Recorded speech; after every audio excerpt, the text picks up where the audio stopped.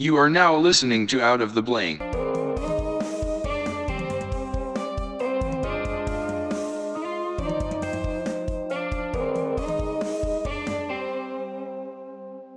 Welcome to Out of the Blank podcast. I'm here with Joseph. Is it Musso? Musso. Musso. So Joseph, tell me a little bit about yourself. Well, I'm 37 years old. I was born and raised in Las Vegas, Nevada, and I am a Dungeons and Dragons fanatic. I've been playing since I was 13 years old. Now, but what do you do professionally? Well, I do a lot of things professionally. I've been in the IT business for 18 years. I've done all sorts of crazy stuff, but I actually started a new job where I'm building things, and it's very different than being in IT, and I'm finding myself really enjoying it. What types of things you're building? Like Like, contraptions to spy on people or no, nothing so crazy. Like booths, for trade shows. Oh yeah, right So, on. yeah, so I'm doing like electrical and lamb and carpentry, and I'm actually built. So they'll give like an idea to us, and I'm a very artistic person. I'm an artist, so I look at this kind of like with an artistic perspective, not autistic, artistic perspective, and just kind of help guide what I see to the more advanced professionals, and we kind of work through it. And I have a lot of, due to 18 years of experience in IT, I have a lot of electrical experience. So they have me, handle all the electrical, like lights, LEDs, So stuff. in a world surrounded by technology, how do you get started in a Dungeons and Dragon podcast? Well, it goes back to me actually playing D&D at 13. And I played, when people still were afraid of Dungeons and Dragons. They thought that Dungeons and Dragons would actually summon demons and shit, stupid stuff like that. Ouija board type stuff. Yeah. So exactly. They pretty much added it to you're gonna summon the devil kind of attitude toward that nonsense. And I actually did another interview with a good friend of mine, Greg from Strange People Weird World, about it, and we talked about the 60 seconds video and the bad bothered against Dungeons and Dragons that was created by this mother who said that her son committed suicide because of the game, just silly stuff like that. And if you watch that 60 seconds, like you right now, you're a younger cat. If you watch that, it'll blow your brain on how ridiculous it sounds on these people believing.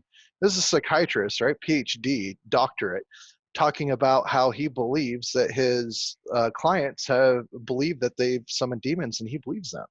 I think a lot of people look at what they don't understand and they try and rationalize it with either making a justification on something. A lot of times video games are chalked up to being the violence that's problems in America. I'm like, no. If someone's going to shoot up a store, a video game's not going to bring that out of them. They kind of already have that inside them. They're not just going to be like, well, that was fun killing that hooker. I'm going to go kill a bunch of people in real life. It's like, Well, well, that that's not entirely true because you look at a lot of different media outlets and other things that are exposing you to that.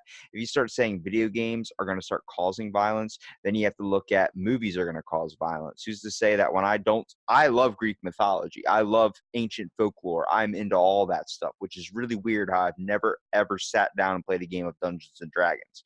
Mostly because you have to set up all these times, you have to set up these groups and have these dungeon raids, and all my buddies do it. And it's always when I'm working and I'm like, damn, like this is something I need to dive into because I know I would get lost in it. And a lot of people are like, you would. yeah, a lot of people are just like, what do you think you're just like some nerd? You just like playing fairy tale? I was like, dude, that's what you do when you play video games. That's what you do when you sit on your phone. You're trying to escape from reality. You want to find a place where you can sit back and be a level 70 warlock or some shit, dude. I guarantee to you, man, I've never been more addicted in the past month than I am right now with World of Warcraft. Sadly, I slipped back into my old gaming ways only because I remember how much fun it was. I have a giant, giant, giant passion for old history, old types of folklore, old magic type stuff, whether you want to talk about the Salem witch trials or whether you want to talk about just folklore in general. It's also fascinating to think that was hundreds of years ago, thousands of years ago, and it's just as believable as modern day religion. I agree. Well, partially agree. The interesting thing about all of that, I'm going to circle back to some things. First and foremost, I think video games are an outlet for people not to kill people. It's doing the exact reverse. Like you're super frustrated, you hop onto your favorite first-person shooter, and you go kill a whole bunch of people, and then you feel better. It's not real. It's just pixels. So it actually does the reverse as to what people think is happening in that regard. But that's a different subject, not related to Dungeons and Dragons. Yeah, well, I agree. Video games aren't going to do that. I mean, only thing I've ever really gotten pissed off about is when I'm losing constantly and some dude's talking trash on my mom, and then eventually I end up looking at my Xbox like something I want to kill, and I end up picking it up, and my little cousin's screaming at me like, "Don't throw it out the window!" I'm like, "I'm gonna do it. I'm gonna do it." Yeah, that does happen, and that's new technology that we have now, where you guys can actually, talk shit to each other, talk trash. Back in my day, and I can actually say that with you. We had Super Mario Brothers and Duck Hunt, right? Hey, I So played Duck those Hunt would have games too, bro. would I have been considered the violent game, during that time. But so Dungeons and Dragons, and interesting you bring that up. So you like World of Warcraft. Now, World of Warcraft is linear. You're trapped in this world that they create for you. You can only jump so far, you can only fly so far, and you can only do very limited actions, right? You can't just go run up and uh, punch a guard in the face and then apologize and try to get out of it. You can't yeah, do that in World of Warcraft. You yeah. can in Dungeons and Dragons. Yeah, because you create the game, you create the rules. There's a dungeon master or some type of thing. It's Yes. God, it's so hard to try and explain this to someone that doesn't understand Oh, I can what explain it. yeah, I mean, it's difficult for like at least newer age people or people older generation, not like yourself that was involved with it and played it at a young age, but like people that thought video games are for nerds. You try and explain to them, there's like, no, there's a dungeon master, there's a world, there's a. You try and explain that to them, they just sit there, eyes glazed over, like, are you fucking Yeah. kidding me? And it's like, So, no, no, no, no, no, hang on. There's a giant mystery and wonderful, awesome thing to it. You get a bunch of friends staying together. These things last sometimes 8, 9 hours. I can't get a hold of my friends when they're all playing that stuff. I'm like, geez, like you get disconnected, but it's the power of the fantasy, man. so Dungeons and Dragons, for those that are not sure how or what we're talking about, is basically a game where you can imagine anything and you use dice to determine the outcome. So there are 20-sided dice, there are 4-sided dice, 8-sided dice, 12-sided dice, and they all represent specific key things. But the most common die that you use in the game is a 20-sided die. Now, a quick example. So say you want to jump on top of a table. Now, in real life, you actually have to have some sort of athletic ability to be able to jump on top of a table without falling face first into onto the floor or onto the table. Well, in the game, because it's fantasy related, and your character might have a strength based ability, they can do what's called a check, acrobatics check, and then they would roll the d20. Now, the dungeon master, as you put it, is basically the referee, the person that determines whether or not the number rolled on the die plus their athletic ability equals the amount for them to jump on the table. The cool thing is, if you roll a 1, it's generally, as a kind of a house rule, it's an automatic failure. And you can make cool things happen, like fall face first into mud, or you bump into an orc and start a fight, whatever the case may be. Or the opposite side, which is actually getting a 20 or a natural 20, means you crit. So you not only did you jump on the table, maybe you did a somersault and then jumped and landed on the table. That's the quickest, easiest way I can explain like how Dungeons and Dragons works. It's really, really funny because ever since that D&D movie came out, actually, it's been getting a little bit like not really super popular, but it's getting a lot more known, and they're getting a large amount of adult and female players now, because it's like I guess, a recent revamp of a new online playing thing. It seems like everybody's kind of looking at technology like it is like the main thing you're kind of connected to, but they're not getting connection the way they're supposed to be getting connection anymore. They're not meeting the person anymore. They're not hanging out with their friends unless it's to go to a bar scene or some type of hangout thing where you have to plan a day. But when you set up like a D&D raid or do these types of things, like we're gonna play Dungeons and Dragons tonight. I'm blocking off this for this amount of time because you're literally having like 2, 4, 8 number keeps going up of friends over, and you're all literally experiencing a connection. You're all seeing each other face to face. Like if you're part of my buddy's group, he makes sure everybody takes their phones out of the room. Like you do not have it in there. There's no Snapchats is going to interrupt, no types of things like that. I think that's awesome. And I think that's popular with what is now becoming, it should be part, like nerd culture is turning into mainstream. You know, everyone was so afraid of being a nerd, being afraid of a geek. I'm like, a geek is just something you're passionate about that you just Agreed. know a lot about. And a nerd, considered black rim glasses back in the day, but that's known as hipster now. I'm like, it's everything's changing into different ways because I think society, like, you know, TV shows making Dungeons and Dragon popular. You know what I mean? By Big Bang Theory or Futurama using that. And then you saw the beginning of Stranger Things. I don't know if you've ever seen that. They're Yes. using Dungeons and Dragons and are playing that, and they use that to chalk it up to summoning something. And it's really weird because I've never played a game of Dungeons and Dragons, but I used to own a Dungeons and Dragons poster in my house. I never knew what it was. I just liked the monsters on it. They had cool dragons and things I was interested in when I was a kid. And I mean, much like your fascination, you're probably hopping into it. You had probably a small group of friends to play with. And it was a way to connect. I mean, you guys literally, it's like instead of hanging out and playing video games, it's literally Monopoly on crack. Like you literally get to do whatever you want. Like it's, you know, one minute you could be having the upper hand, the next thing you do, the guy that's writing the rules or whatever just randomly creates a scenario that you can't get out of. It's like problem solving and all these types of situations. It's all about chance. Yes. It's a mixture of creativity, problem solving, chance, and it's all imagination.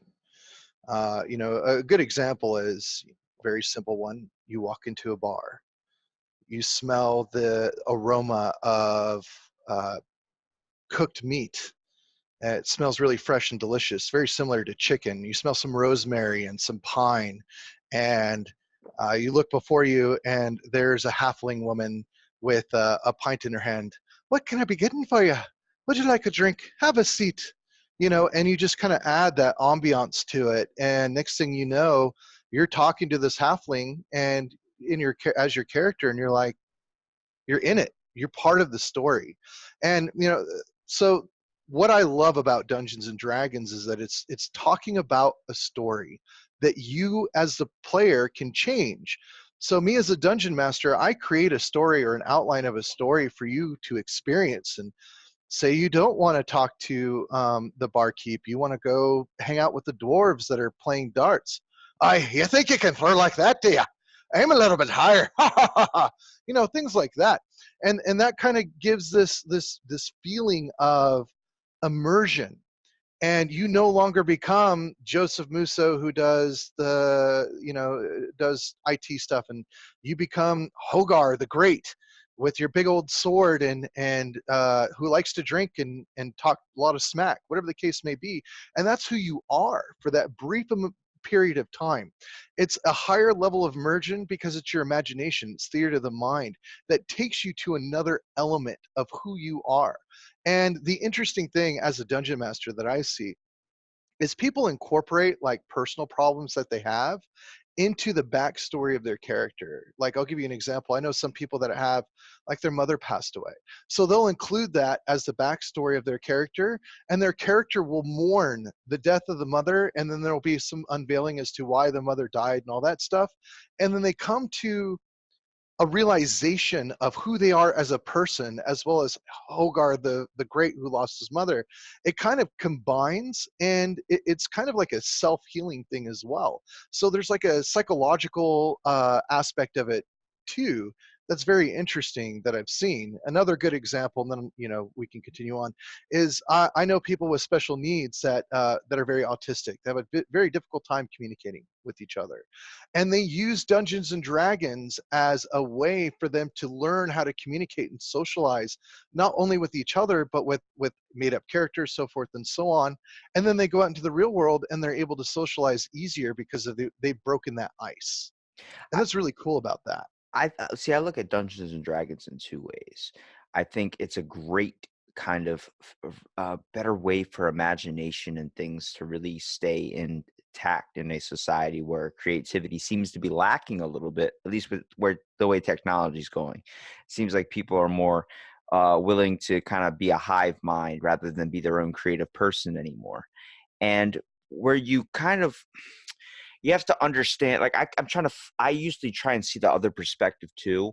Christianity seeing this and people seeing this as being lazy, being a nerd in your basement at the age of 40. South Park makes fun of it, that types of things. And you watch Family Guy type shows, they always chalk it up to devil worship, and the devil is the main like or main player of Dungeons and Dragons, and nobody can ever beat him. And like there's a I remember a scene where they were battling the devil, and the winner got to choose over the fate of this town and stuff. I'm like, but I look at it as a history lesson. It's literally influencing like a history book or folkloric book about stories, like whether it's Greek mythology, Norse religion, all these types of things incorporated into one thing where it seems like it's more relative to a society today. At least, using these types of role playing things, like whether, like there's counselors and psychologists like that have used role playing as a powerful way, first of all, to transform a person's behavior and thought. I mean, you can do that in the same play as playing a fantasy role playing games, not just Dungeons and Dragons, but other things too. I Agreed. mean, the fact that that's amazing. Like I took classes for psychology. I'm in no way a psychologist, but listening to that, like the only problems I could ever see people complaining about is just the problem with addiction. Just dealing with like they want to keep going back to the game because they don't want to live in this world anymore. I'm like, that makes sense though, because a high number of people that start playing Dungeons and Dragons usually suffer from a little bit of anxiety and depression, where they don't feel like they can kind of function around a lot of people because they tend to get angry quick, or they tend to have like severe anxiety issues. That's when people become addicted to the game. I'm like, but you can see that in anything else too. It's the reason why people get addicted to video games. It's a reason why they're looking for an escape. Or addicted Sometimes, to television, addicted to yeah. all sorts of different And stuff. they talk about Dungeons and Dragons getting a lot of flack, but then in 2018, it's now becoming, or it's 2019 now, but looking back at 2018, like Game of Thrones, that whole fantasy shit, once that came out, and everybody, even the average person that would talk shit on Dungeons and Dragons saw Game of Thrones, then they couldn't talk shit anymore because they Well, understood it. They how made it many people relative. love Lord of the Rings? Honestly, I've seen bits and pieces of each one. I played the games, but I couldn't tell you what happens. I just know they do something. There's a hobbit, But and it's if you Gandalf. mention Lord of the Rings, how many people now, after the movies, would know what you're talking about? Everybody would just say, "You shall not pass." I feel like. Right? So, Lord of the Rings was the inspiration from Gary Gygax to make Dungeons and Dragons. You're literally playing Lord of the Rings. Like he designed it with Lord of the Rings in his mindset. That's why there's a wizard. There originally was a hobbit, but they had to change it because they were sued by the family, so they had to change it to halfling. But that's why so halfling is a hobbit. And you have all these characters, so you can literally play a Lord of the Rings-esque style, and this is what they designed it to be because they wanted to be the cool characters from the books of Lord of the Rings. So that kind of tells you like Dungeons and Dragons has been here because of other things that we're interested in. Yeah, well, maybe not in your circle, I would say, but in most people's, like, at least going by society's kind of hive thinking, a lot of people, like, like my grandparents and my parents, they didn't really watch Lord of the Rings because they thought they connected it straight to LARPing. And I'm like, no, no, no, no, no, no, no, no, no, no, no. If you watch the actual movie, it's nothing like LARPing. I had the Hobbit video game, I had the Lord of the Rings video game, but it was weird because the stigma of being a nerd, like just saying that, I'm like, we're all nerds. We all have something that we like just care about so deeply that we always spout facts, we always spout information on it, we always do these types of things. Then you see shows like Big Bang Theory, where now nerds are becoming popular, superheroes are coming back, all these types of things. I was like, for as people that were nerds, and I've talked to people that like, black rim glasses, all that, literally the stereotypical, they were like, we were it before it was cool. And I was like, okay, like But don't you, it's kind of really weird that we stigmatized it for so long and those people were completely oblivious. I can tell you right now, I know so many people that are living a way better life than me that just go home and be able to play Dungeons and Dragons, be able to play Skyrim, be able to play Oblivion. Those are some of my big influences right there, those types of video games.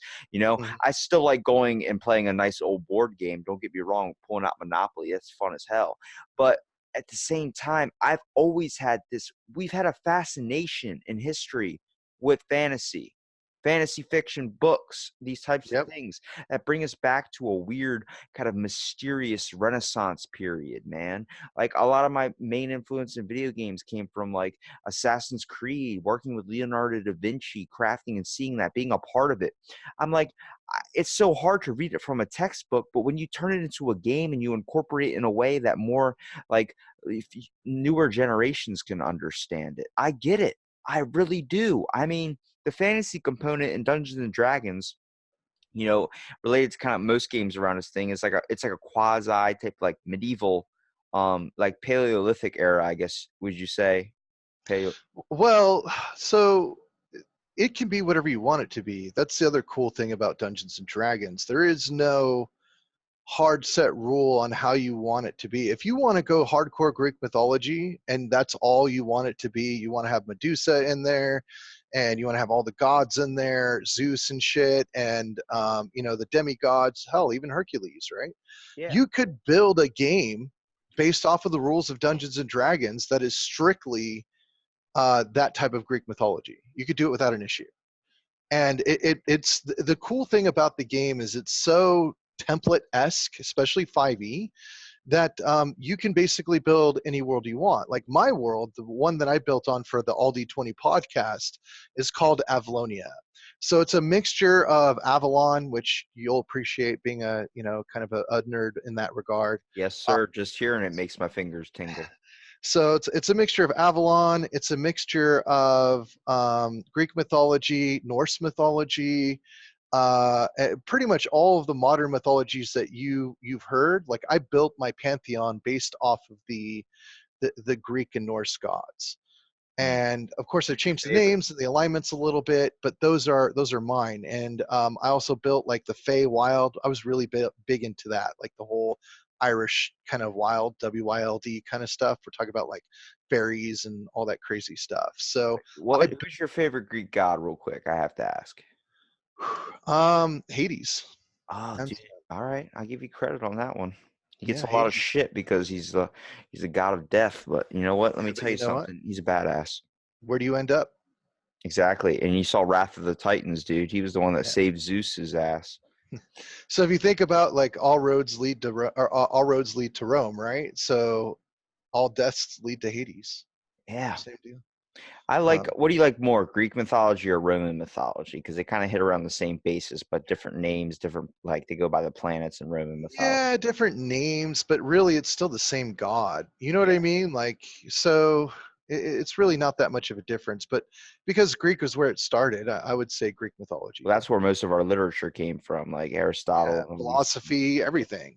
I do. That's why I'm like, you can't talk. You know, people are like, yeah, well, they just walked around in robes and drank wine all the time. I was like, bro, they What's did wrong with that? yeah, they did a hell of a lot more than that, though. But like the cool part about Dungeons and Dragons is it incorporates history into things. Like a lot of people don't know what a, sorcerer, a paladin, a monk, these types of things. They only know that from like World of Warcraft or something. But I'm like, it's not. If you look at Dungeons and Dragons, there's actually a deep root to it.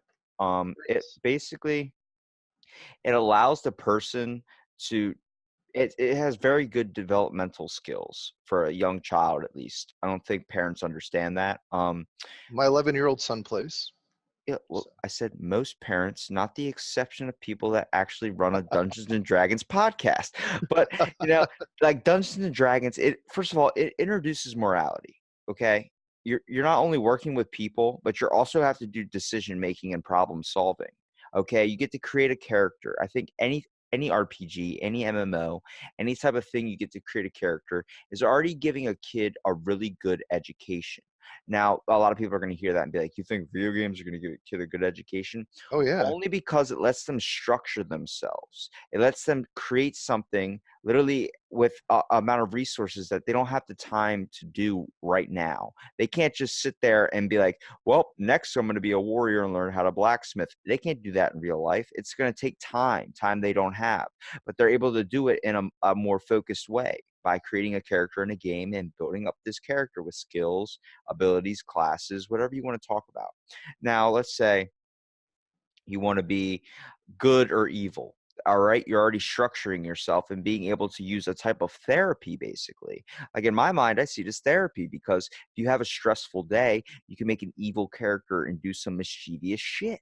And people are going to be like, that's how they become evil in the world. I'm like, no, that's not true. You can't say that because we all have a way of relieving stress. I can guarantee to you, me going to the gym and picking up a weight and using that and getting my anger out that way is not going to make me want to grab a dumbbell and hit somebody upside the head with it. No. Okay. I already have that in me. I'm going to do that without the gym. No, but like you have to look at the fact that it's wherever the person takes it, wherever they choose to act upon those decisions. Most of the people are not going to decide to be a warlock in a game and casting spells on everybody. Then that person, if it ends up doing it in society, is probably the crazy guy on the bus that wants to do that. You know, he already had that inside of him based on his own conflictions. I just try and rationalize like the other side of you too, but people think, oh, well, they're going to be that, so they're not going to be a law-abiding citizen. I'm like, that's not true. There's still people in the game that feel like they have to create a good character and do good things because they love helping others, and they found a way they can do it instead of being that, you know, looking for a burning building everywhere. They're able to jump in a game and help people out, and help out a village, help out these things that we used to do back in the day. Yeah. And so I don't know. The cool thing about this game is that everything has a means to an end. Everything has a consequence, right? So if you decide to stab a guard in the back and you don't stealthily get away from them, they're going to scream for help. And the next thing you know, your character is probably going to die. Like there are going to be consequences for those actions. Just like there's a consequence for a good action. You may help a little girl find her mom, and then you find out that that little girl is actually a princess and the mom is the queen of the city that you're in. And next thing you know, you're being rewarded with a lavish gift. Like the way I play my games, I like setting them up that way. Like I like to give people total freedom because that's the fun part of Dungeons and Dragons. Like it's supposed to be total freedom in mind's eye and freedom to express yourself and freedom to explore. I'll set the guidelines for you and then just kind of let you do whatever you want to do. So if you want to go stab a guard in the back, hey, you might end up dying. But if you want to help a little girl find her mom, there might be a reward for it. There might not be. But that's kind of like similar to real life. And that gives you that idea of building, you know, a sense of self. Because Dungeons and Dragons is just a way for us to express ourselves. It's an art form. It's an art form of the imagination that has guidelines and rules and so forth and so on. And that's what I love the most about it. And the reason why I got into this is I saw Critical Role, you know, some of the big name podcasts like them, and you know several others, and I went, I built this world Avalonia since I was 13 years old. I've structured it all. I have all these notes. Why don't I turn this into a podcast and create something really cool for people to listen to so that they can reminisce while they're stuck in traffic at work? Have you had a chance to listen to the show? I listened to a couple episodes. I think the ones I listened to are the most recent ones. Episode 38, I think it was called "Farewell, My Winter Prince," and Yes. then I like the names you use for them. They're because every time I've tried to create a name for a character in any video game, I've always thought like Realm Stomp or Valenstrom, or I was like doing something like freaking mystical where I felt like Merlin the Magician. Hmm. Well, yeah. So the names themselves, we actually all agree. So we sit after we finish recording an episode, we hang out after the recording, and I say, all right, what do you think the episode should be? And we all just kind of discuss, you know, what the title should be, and from there we name it, and then it, you know, gets cleaned up, stamped, and so forth and so on. And you probably have listened that, you know, I spend a lot of time adding sound effects and adding more immersion. so that you can actually feel like you're in the story, not just listening to nerds play Dungeons and Dragons. It's always been my focus. Well, it's the same fascination I had when this dude, he was creating a podcast, and his podcast was like an old type fantasy fiction book reading, basically. And he had characters that would play roles. I'm like, when you play Dungeons and Dragons and you slip into these roles and these types of things, it's the same thing as acting. It's just not on camera, you Yeah. know, but you're also immersing yourself in a movie in your head using imagination, which I think a lot of people don't really truly understand. A lot of people look at it and they go, D&D is anti-biblical. And I'm like, what do you mean anti-biblical? And they go, well, it presents a universe without God. And I'm like, I don't understand what you're saying. There's many gods in Dungeons and Dragons. And they go, it's not the real God. Those are the fake gods. I'm like, yeah, but back in the day, Greek mythology, all these types of things, wherever you stand on religion, there is not just one God. There's multiple. So you're already Yeah. wrong there. And that's why I think it's so immersed and so immense in so much different things in the world today, because D&D doesn't limit itself down to one religion. It doesn't limit itself down to one thing. It doesn't limit it down to a board game. It feels like you can go off the board. You know what I mean? Yep. And they call that homebrew. My particular game is a homebrew. I have a couple rules that are different than what the actual game states, but I make it very clear that this is a homebrew. This is something that I've tested and play tested with friends, that I think adds more flair, flavor, and immersion for the game that Dungeons and Dragons doesn't. And the coolest thing about this game, the coolest thing that I think that a lot of people forget, is in the Dungeon Master's Guide, the guide that we use to help us build this game. It literally says that you can trump all rules as the dungeon master. You can rewrite rules, you can say there are no rules, or you can use all the rules in the game. Now, obviously, there are a lot of people that get kind of disgruntled and cranky if you don't use the majority of the rules in the game. And I understand that, because it's a set of guidelines that everybody can agree to, and you as the judge can go, okay, well, if the rules say this, there you go. However, you still have the right, to overwrite those rules if it doesn't fit your narrative. And by narrative, I mean, the story that you put into place. So if a spell does something really crazy or wacky that doesn't quite make sense in that specific situation, use the dungeon master can say it changed. It didn't quite have the same effect that you hoped it did. You just got to be really careful with that, because a lot of people, especially people who play classes that have caster type based magic, they rely on that magic to be functional in the world. So you have to keep that in mind. But as long as you have a group of people that you're familiar with, they know your play style, how you run things, then you should have a lot of fun. Now, for those of you who want to play Dungeons and Dragons but don't know where to start, uh, you can basically just search for local shops that have Dungeons and Dragons adventure leagues, and they're like mini one shots. Like, even you're busy, you're working all the time, you want to get into D&D, but you just don't have the time to sit down with friends and play it, but you want to experience it. Look into those groups that are all over the internet, that are tied to your local game shop. So that's the Dungeons and Dragons adventure leagues, and check it out. I find it fascinating when people sit there and they go like, I wouldn't, I'm not a nerd. I'd never play Dungeons and Dragons. I'm like, yeah, but you watch movies, right? Yeah. Well, you have a fascination with Game of Thrones? Yeah. Okay. Then you have no argument here. You don't, you don't, you're still doing the same thing as playing Dungeons and Dragons, except technically you're being lazy because you're letting someone else write the story for you. You know, Yeah.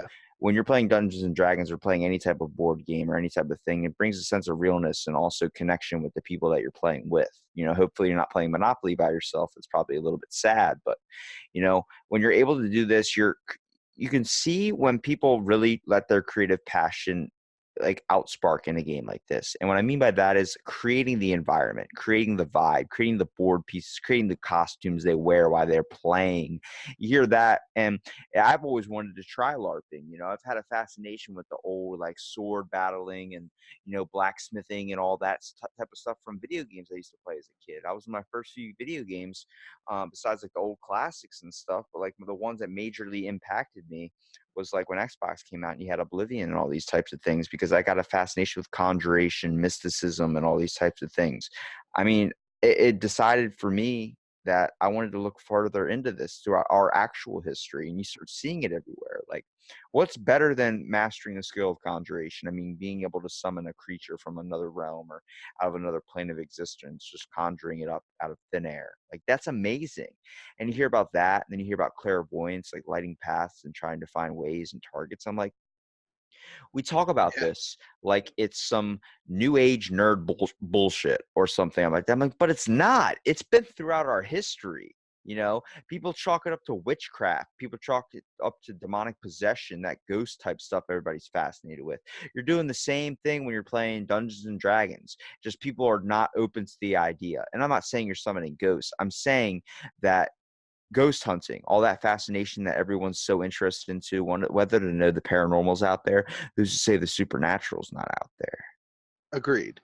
Well, I mean, me personally, I'm a hardcore atheist, so I don't really believe in the supernatural or any of that stuff. I'm a very science-driven person. However, that doesn't mean that I can't appreciate the idea behind other people believing that, and appreciate the fact that you can incorporate that into your game to give that level of mysticism and that level of wonderment. You know, it's kind of like Disneyland. The first time you ever go to Disneyland, and you see the park and you see all the, you know, the people dressed up in these giant characters, it takes you back. Even as an adult, you're like, okay, wow, this is a place of magic, so to speak. But it's not real. It's just magic of the imagination that they put in front of you. Yeah, So Dungeons hold and on. Dragons is the same thing. Disney World's got. I've podcasts with people from Disney World. They're not known as workers. They're known as actors, you know. And Yeah. when they talk about offstage stuff, it's known as offstage. They don't talk about behind the scenes. They don't do any of that stuff. And when the characters are dressed up, they have to act like the character. They cannot Yep. display their images in a certain way. They have to act just like that character they're playing, and they're on And they do. stage 24/7. It's really, really, really some creepy stuff I was looking up. But at the same time, it's an act. You know, we're all performers in this world. I mean, half the time people walk up to you, they're two-faced. They're displaying a character, but that's not truly who they are. They're not being the true person they want to be. Whether it's society setting standards you have to abide by, you have to be Jim that works the 9 to 5, or you have to be just like nice to someone. Oh yeah, yeah, yeah, and then go immediately and talk behind their back about them. Like, we're all constantly being characters, but we're choosing to do it in everyday life. Well, Dungeons and Dragons lets you do it, but in a less harmful way to other people's emotions and feelings. You're just playing a game where you're able to talk about any types of things from history. You're able to incorporate new technology type stuff if you want, if that's how you want to structure your game. It's all about freebasing creativity. Agreed. And the this type of outlet for people really helps you see things in a more, I don't know. Better perspective.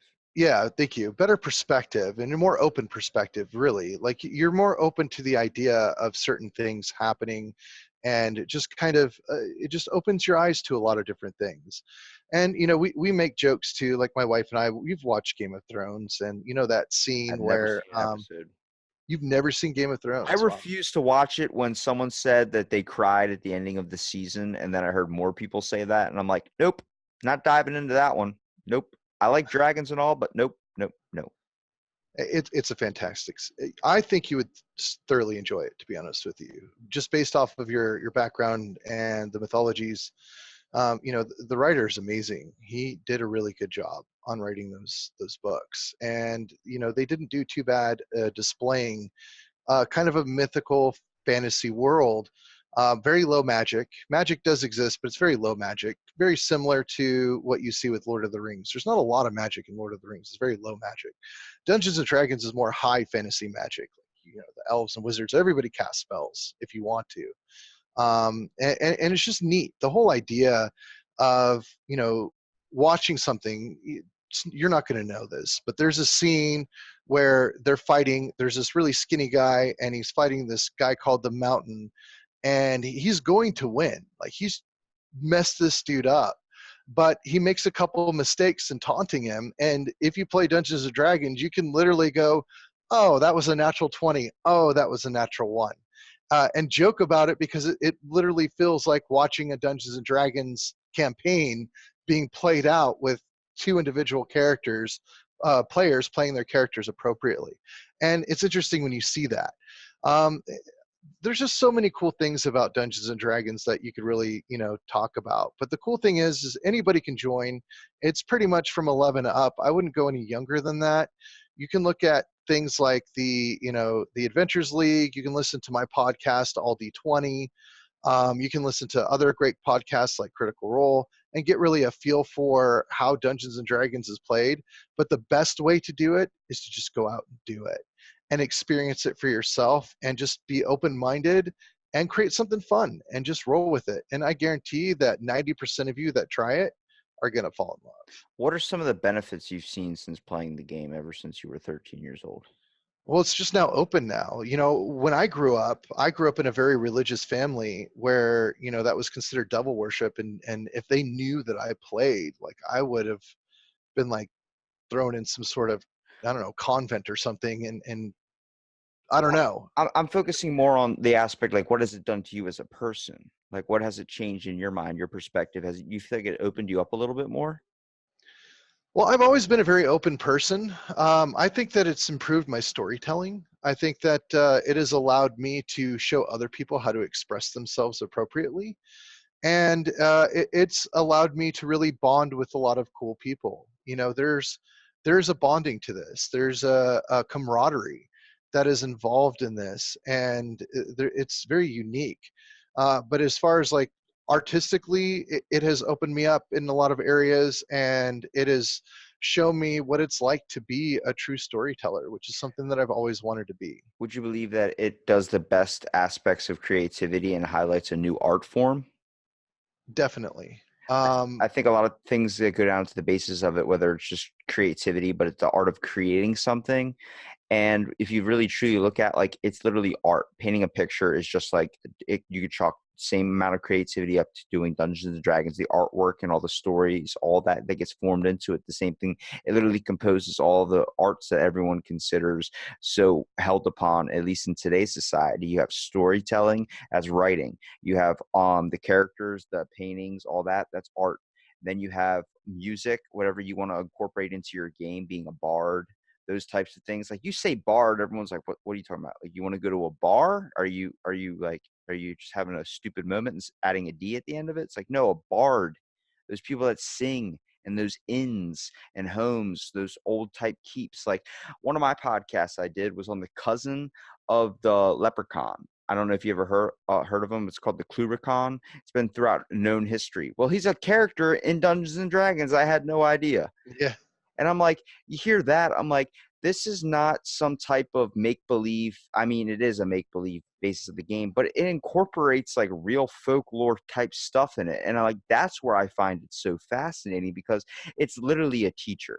It helps structure, someone at a young age. It's not something you want to be addicted to, but that's like with anything. You don't want to be addicted to it every single day. That you make that your life and not anything else. You don't go experience the world anymore. You still need to go experience the world, but you're also experiencing a whole nother side to it that is now long gone.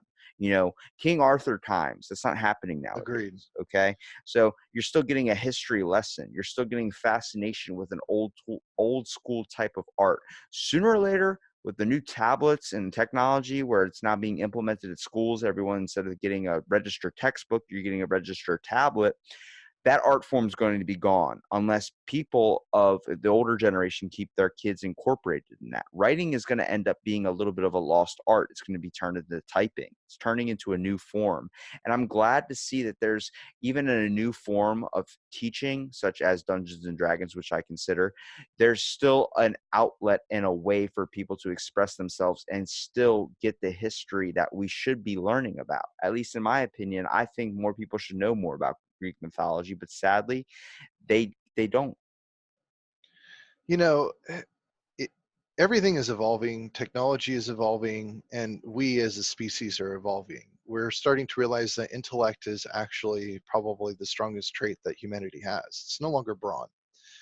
And games like this that require you to test your intellect and bring you to another world are what are going to shape us as human beings even further along. And remember, or to remind us rather, that imagining things is the reason why we fly. Imagining things is the reason why we are able to go to the moon. Imagining things is the reason why we have the technology that you and I both utilize to spread our messages through the internet. All of that had to do with an imagination. And this game has an ability to shape that imagination. So, with your permission, I can give you a very small taste of painting a nice word picture for you as a dungeon master. Are you asking my permission? Yeah, with your permission, it's your show. Go. Hey, man. No, it's our show. It's a conversation. Go ahead, Awesome. dude. You hear hoofbeats from the abyss. A pitch black horse with trails of smoke seem to appear from a black smoking portal. Behind it, you see a beautiful wood cart wagon being pulled. It comes to an abrupt stop. The side of the cart opens up, and there standing before you is a large male tiefling with two brown horns that curve and twist behind the top of his head. He has jewelry that is pierced through his horns and pieces of his skin. You see chains of exotic metals running through them. His skin is a light purple with runic tattoos all over his body. They are similar in some ways to others that you've seen before. You see a strange cloak around his body, but as you look a little bit closer, you notice it ripple, and it ripples a little bit more, and then unfurl are two large bat wings. Eyes pierce your skin, pierce you with a blue eminence that is vibrant and a nice contrast to the beautiful white flowing hair. Hello, travelers. I am Ammon Fireblade, the traveling salesman, and welcome to Amazing Ammon's Authentic Amenities, Antiques, Artifacts, Atrocities, Aberrations, and Operatives. Always looking for a deal. Why does every salesman in any movie or any scenario have a creepy ass salesman voice? Every time they make it sound so deep and dirty. But I see the whole thing, like the way you explained it. My buddy is a novelist writer for old school fantasy fiction type stuff. And the same way you just said all that, he can only do by writing it. But he is the like he when he plays Dungeons and Dragons, like I've heard from my friends that he's like his storytelling is amazing. That's all he wants to do. He just wants to create the story. I feel like that would be my best part because being able to craft things like you come across a land, nothing, blackness, ash, and like being able to use these types of words. Like I have never done it before in my life, but being able to think like, yeah, like that the types of how truly passionate or creative someone can get when they put in it towards a game, and then you can tell when someone's just being a lazy kind of asshole with it. Someone just goes up, 40 orcs appeared, you're dead, up, game over. Yeah, I think, dude, come on. Like this game's been going 8 hours. Just because you want it to end, don't ruin the fun for everyone. You know what I mean? You have Agreed. to, you have to let it play out. You have to let the dice roll, my friend. And I'm like, when I hear my buddy and he's showing me, hey, can you read this? I'm writing a novel, and I want to get your opinion. I'm like, okay. I start reading it.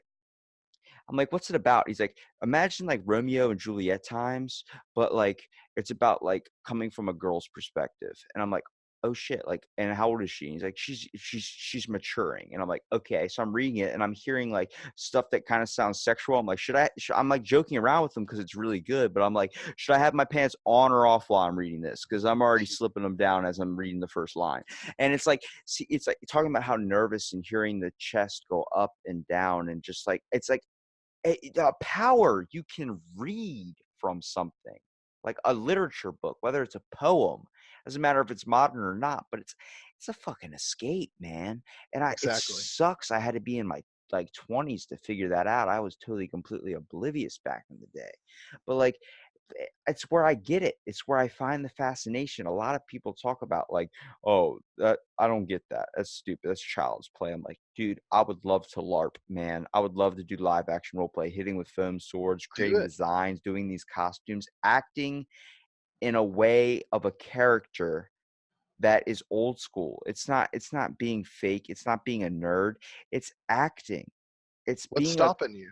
Exactly, exactly. What is stopping anybody from doing something like that? The only reason is there's not a lot of that stuff that goes on down here. What's popular in my area is Comic Con, but that's the same shit. It's the same thing. It gets me so angry when people protest these things saying it's gay, it's doing all this stuff. I'm like, it's a way for people to feel comfortable because they don't like the life they have. They model themselves after somebody else. They adore a famous actor. Do I believe you should be doing that? No, I don't think you should ever belittle yourself at all. But I understand where someone can see a movie and be so impacted by a character. I have a buddy that dresses up like characters from Naruto. I have a buddy that dresses up from, I have a buddy that's a girl that dresses up like Harley Quinn and goes to these things. And talking to their experience, that he goes, it's just nice to feel comfortable. I'm like, what do you mean? He goes, because I can't truly express this favorite side of me that I have for this love of this character out in public without people with staring at me all the time. But you go somewhere like that, and people are admiring your costume. People are admiring the craft and the work that you put in. And I'm like, that's all it is. It's just creativity changing form. It Agreed. it gets me, man, and I'm in no way affiliated or considered to be any type of Dungeons and Dragon player, but God, I'm gonna take the time to do it, dude, because honestly, me and my friends don't hang out that much like we used to, and they're always doing this. Like, come on, it's a great way to connect. And honestly, I'm just gonna have to call in a sick day and just show up and just be like, let's do it. I'm Do I'm it. I'm here to cast some spells and knock out some barmaids. Let's hit it. I think I think it will really change your perspective on a lot of things, and I think you'll have a lot of fun. I mean, the bottom line, that's what it's about. It's entertainment, and it's cheap entertainment. How would you convince someone to even start playing it? Do you feel like if you already have to try and convince them, they've kind of not, they're not going to be about it anyway? Yeah, pretty much. The way I see it is I suggest it. I never convince anyone. I just suggest it. You know, hey, look, it sounds like this would be a lot of fun for you. Maybe you should check out an Adventure League game at your local comic shop and go check it out. Go hang out with some people. They make it super easy at those adventure leagues. Like you're literally, us more advanced players kind of see Adventures League as D&D for dummies. You know, because they're really small one shots. They're very limited on what you can do. But if you've never played before, D&D for Dummies is awesome. Like that's something you should do. That's something you should experience because then you go, okay, this is how combat works. This is how talking to somebody works, role play works, all that stuff, persuading people and how that works, or lying to somebody, deception checks, persuasion checks, like all that stuff. It teaches you the basics. And then you meet some other people that are, maybe of higher caliber, someone, such as myself, who says, hey, I'm running a homebrew and I like the way you played. Why don't you come play with me? And next thing you know, then you're really getting immersed into his story. And, it's 2 o'clock in the morning. You're wondering what the hell happened.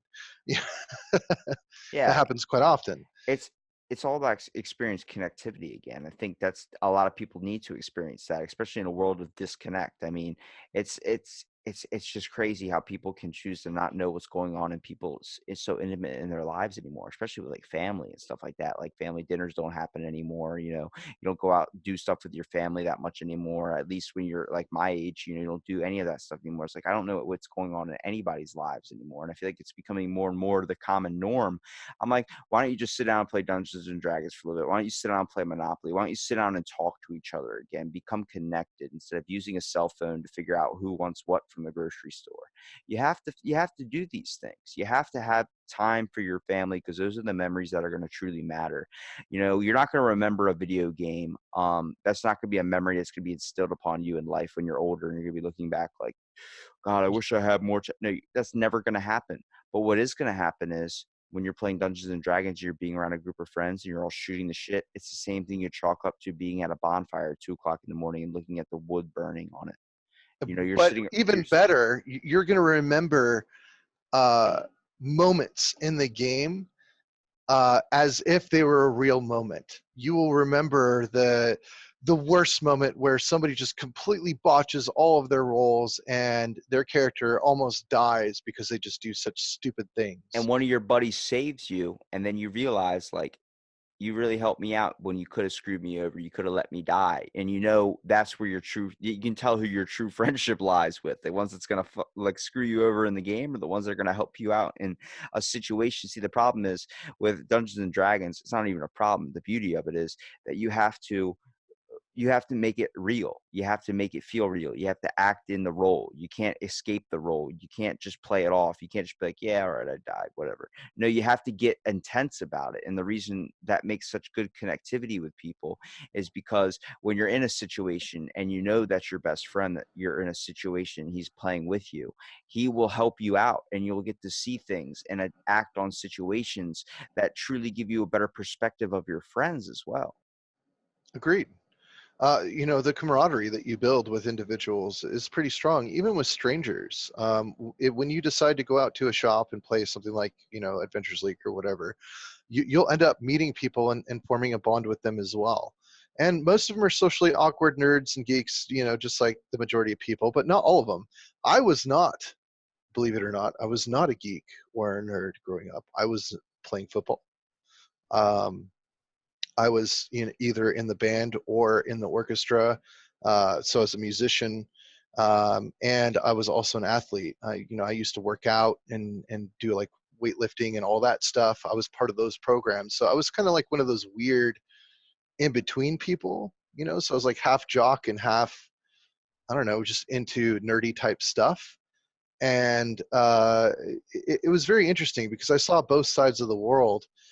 So when I go in there, I always feel a little off because I don't quite fit in the whole nerd and geek spectrum in that regard. But if you talk to me about Dungeons and Dragons, I know my shit. If you talk to me about, computers and technology, I know my shit. Like I can geek out on some serious shit with you. Because even Greek mythology, like we could talk all day about that and have a ball because I know grew up just studying it. I was very fascinated by the whole thing. Those things are, don't judge a book by the cover, so to speak, when you go to a shop like that. And the biggest thing is just relax and have fun. You never know who you're going to meet. You might end up meeting a new friend. You might meet a huge group of friends, and from there you'll build a new relationship and you'll be better off for it. But I want to circle back to one thing. I agree with you to a point that technology has separated us, but there are some people that had no means to be able to communicate, whether they were handicapped or trapped inside of their house. I know people that are suffering from MS that can't even get out of a wheelchair. Oh yeah, well that you don't even have to be disabled for video games either. I'm saying video games, like the world's becoming very, very, very disconnected with technology when it comes to more intermediate things going on in their lives with these people around them that they have the chance to see and they don't see. But it also connects people with too. Like I said, I try and see the dominant perspective, the main thing that's going on in the world today. But I also know there's obviously certain scenarios and cases where there's a lot of people that still can connect over Xbox Live. I have a friend in Wisconsin who's on my podcast. I have never met him. I've only seen pictures of him. I have Snapchat, I have his Facebook, I have his Instagram. We've met 9 years ago on Xbox Live, and he's been one of my good friends ever since. He actually invited me to his wedding that's coming up in October. Isn't that So crazy? You've never met exactly. this person and you have a connection with them. Exactly. That's where I say technology is also pretty fucking amazing too, because you're Yeah. able, like me and you are able to talk, being in two like Yeah. completely different states and being able to connect on such a level over something I've never played, but something you've experienced. You're telling me your experience. You're telling me your history. Right now, you're giving me a Dungeons and Dragons game type of you in a short kind of version, a little bit. But at the same time, you hear that like technology is a benefit. I wouldn't know what to do without my lamp. I don't know. I don't trust myself lighting candles like we used to back in the day. And I see it, but I also see, I try and look at it, like I said, from both sides. And largely in perspective, most kids, younger and younger are now becoming so disconnected from their own family. And that's Agreed. where I see it's hurting the most. But it is opening them up to other people from around the world, which I think is incredibly awesome. Yeah. So there's like roll20.net, which is a Dungeons and Dragons specific setup where you as say you and I want to play Dungeons and Dragons IDM, you play a character, but we obviously can't do that comfortably because you're in another state, and the only thing that we have to factor in is time zone. But we are able to do that. Like my wife is Australian, so we have a lot of family in Australia, and I can play Dungeons and Dragons with them through Roll20 if I want to, and they're across the world. I wouldn't be able to do that normally. And that's cool. Those aspects are cool. But I agree with you that people as a whole, especially the younger generation, because they didn't grow up like I grew up at a time before internet and then into internet. It was one of those where, 13, 14, we just started getting into like real internet access with America Online and all that stupid crap. But these newer generations have never experienced the disconnect to know the difference between being disconnected and connected. And the funny thing is they're turning more and more into the matrix. Like they're literally becoming part of the connection of just being part of the machine, always have to rely on Snapchat, Instagram, all that other stuff to be able to communicate and feel loved. And they forget that what they're seeking is a real connection, and they're never going to get that from a machine. The Yeah. machine's never going to provide that. Dude, you don't know how much of a big advocate I am on living an Amish lifestyle. I love technology to a point, but my one buddy is 100% like Dungeons and Dragons. His name's Evan. He calls himself a scientist. He thinks very, very logical, doesn't believe in a lot of philosophies type stuff, which I always try and fight the other side of why things are kind of a little bit like wrong, even if I'm in agreement with him.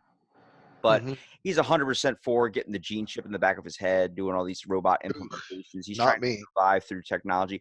No, no, no, no, no. I say, dude, you're looking at the best. You're looking at the very few rare people in the world that would choose to use it in a benefit. I see it's awesome that you could get a chip in the back of your brain and have Google Translate down there and be able to understand different languages. That would make it easier in society today for more people to connect on different levels. But I know guys and I know myself, and I guarantee you, instead of looking up interesting things on the internet, I'd be looking up the other form of interesting that keeps me up at 4 o'clock in the morning doing the things with my door locked. So I know what mankind's going to be doing. You're not going to be researching ancient history in class. You're going to be looking up porn in the back of your brain. Hmm.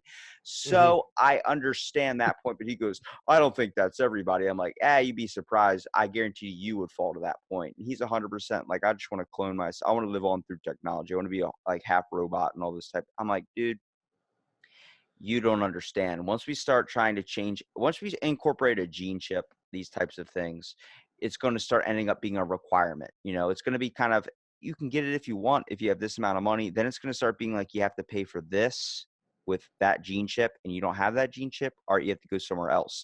And that's going to split people into two different societies. And there's going to be the Amish style people where they live. They're still driving cars. Yeah, they're still driving cars. They don't have a teleportation device yet. They don't like the new equipment.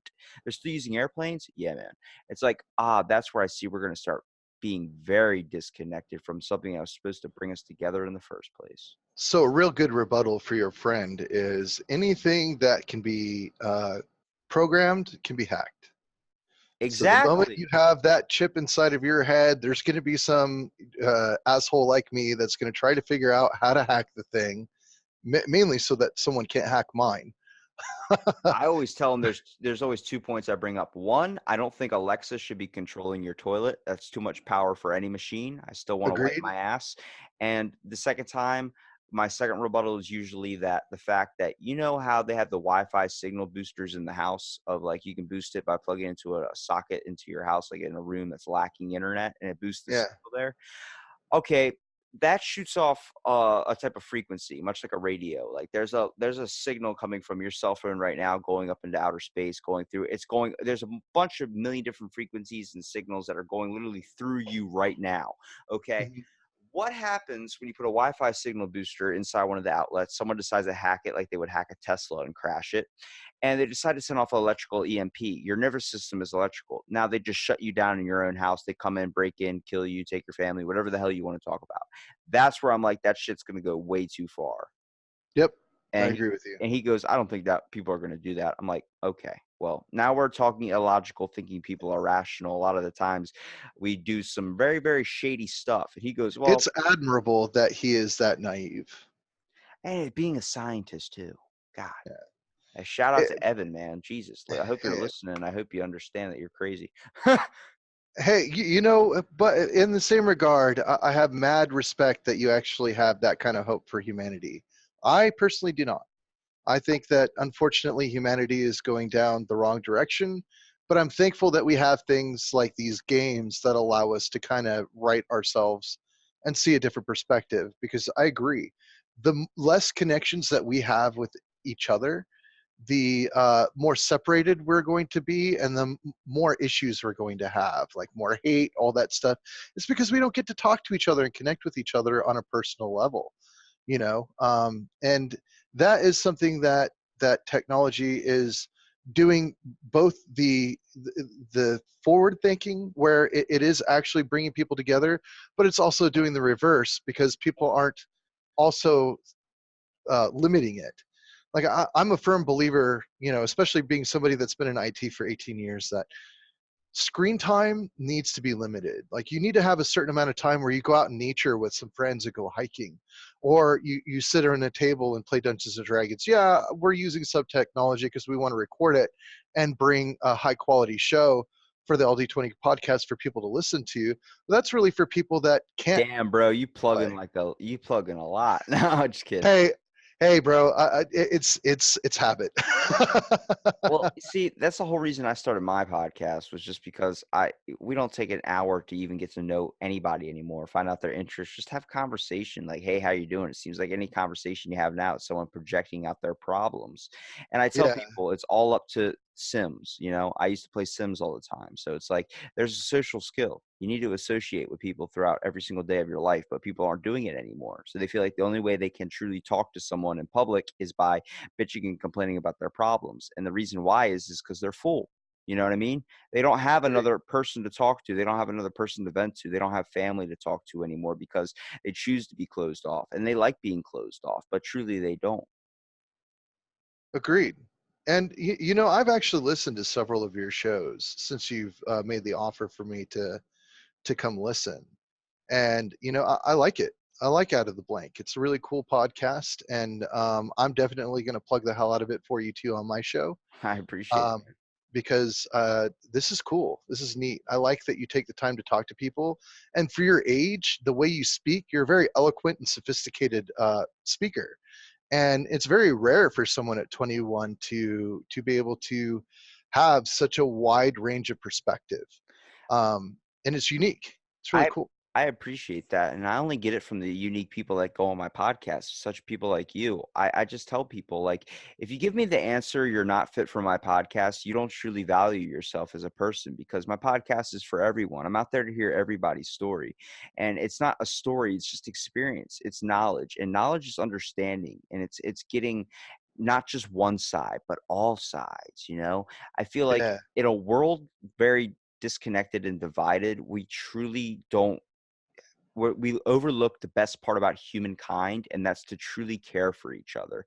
It seems like a lot of people don't believe that people have that human nature to care for one another. When we do, we would much rather help each other out than put ourselves down. And you could say that's not true, but the fact is, we have a very, very bad habit and addiction to war and conquer, which is in also human nature.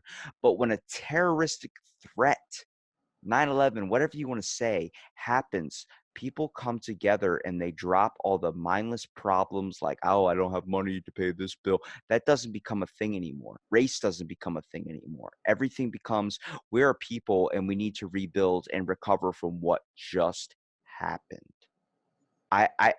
When I know that to be a fact, I have hope for humanity. I don't know when it's going to happen. I hope something drastic doesn't bring that upon us, but at the same time, I have faith in humanity a tiny bit. It's still there and it's never going to fade, because the people I podcast with, such as yourself, man, is just it's fucking amazing, dude. You have something that you're really interested in. You have something that a lot of people are not open to because they make justifications on just what the basic standard of cool is. And I'm like, man, you don't even know. I can guarantee you the guy that has a Minecraft shirt walking in Walmart, getting a 48 pack of Mountain Dew and 7 2 liters and freaking, Doritos and all this stuff. I look at that guy. I don't see him as a nerd. I don't see him as a guy with no life. I see him as a dude that's going to have a fucking awesome night. I'm like, yeah, it's all about doing what you can to survive without hurting anybody else. It's about trying to find out who you are in this world. It's about having a life and enjoying it, not just living a life, not just being like, I fucking lived. No, you want to be like, man, I had the best life, dude. I experienced so much. I got to do exactly what I wanted to do. I sometimes broke out of my comfort zone, but if your comfort zone or something like that is something you truly lie in, do I think you should stay in it all the time? No, because then it doesn't become a comfort zone anymore. It becomes a fucking routine. Becomes your prison cell. Yeah, you want to make your passions, not your fucking cell block, man. Yeah, and the other thing with passions are making sure that you don't focus too much on work. Yeah. Because if you turn your passion into too much work, it no longer becomes a passion. I usually do my first 70 episodes were people in front of me sitting in the same room as me. We're just sitting there talking. I mean, a lot of my Revenge of the Geeks episodes, just all of us coming together, just shooting the shit about aliens and stuff. I'm like, it's on everybody's mind where it's not just a geek, it's not just a nerd, it's not just a scientist thing. I'm in no way a scientist. I'm a gym rat. I have an understanding for caring. It took hell of a lot of trauma in my life to bring me there. Mostly, I've been a minority at my work and been a minority most of my life. Never really felt like I fit in, which like it's another thing with Dungeons and Dragons, man. It's just like social groups in school. You're connecting with like-minded individuals. This is where I say technology is a benefit. The fact I can join a certain group on Facebook and connect with other people that have like-minded thoughts as I do, where I might feel alone in a world where you feel like you're unique. You are unique with your passions and what you choose to do with them, but your problems, all this stuff, people face too. They're adaptive to you because you were strong enough to be able to have those situations. But at the same time, people go through shit too. It's not just you. The world's not just shitting on top of your head 24/7, even though it might feel like it. And trust me, I have days where I'm like, this is just out to get me. But at the same time, I stop myself in those situations and realize they're immediate. They're not truly what I'm going to become. I'm not going to be, if I choose to let those problems bother me the rest of my life, then I'm hurting my own person and the character I'm supposed to be in this world. And I think more people need to see that aspect, especially kids younger than my age that experience a high level of alcoholism and now affecting younger and younger kids. And I see my friends going out and drinking and then them coming to me being depressed and talking and trying to release some stress. I've talked friends down from ledges before. It's the whole reason why this podcast even started, technically. It started on me talking a friend down from a ledge. And I tell people, I'm like, I'm out here to give you what I think, but don't live your life by anything I say. Hell, you could take all my shit and throw it out the window if you want. I mean, half the time I talk about farts or Bigfoot, but still at the same time, it's creating mystery in a world that's mysterious. You're trying to Yeah, find answers, and it's like the answers are there, but you need to look inside yourself, not look at what someone else is doing. answers are always from within. The old gurus were right Yeah. in that regard. And you're talking about younger generation where they're having alcoholism is a big deal. Even a little bit older generation, it's a big deal. It's an escape, but there are better escapes like board games, Dungeons and Dragons, even video games. I love video games. Wish I had time to play them, but I still love them nonetheless. And I love playing, Kingdom Hearts with my son, and we'll sit and we'll just play for hours, or I'll watch him play and I'll watch the joy that he gets, and I'll reminisce from that because I'll remember when I was young and I, used video games as my escape because I was a very highly introverted person. Even though I was on the football team, even though I did a lot of weightlifting, I kept to myself quite a bit. And there were a lot of lonely times, and video games is a way for me to express myself at the time, not as much as you guys can today with each other, but just by myself. And just watching my son have that connection with it was very reminiscent. And those kinds of escape, I don't think are unhealthy. Moderation, of course, you need to make sure that everything's in moderation, but there are better escapes than drowning yourself in drugs and alcohol. And it's very unfortunate. And I think part of that is that technology is steering people the wrong way. A big part of it is how our news is directing our young people and just talking about all this negativity, nothing positive. Like everything that you're talking about, and the things that I've listened to, different episodes I've listened to from your show, you do generally give the same type of message of positivity and learning perspective of each individual person and their individual passions. Well, it's And that's weird. really cool. It's weird because I always talk about like it's just conversation, but it's on everybody's mind. That's the one topic everybody ends up coming down to that when we end up talking about I usually try and like, oh yeah, yeah, talk about mystery, whatever they're interested in, their job, do whatever they want to talk about.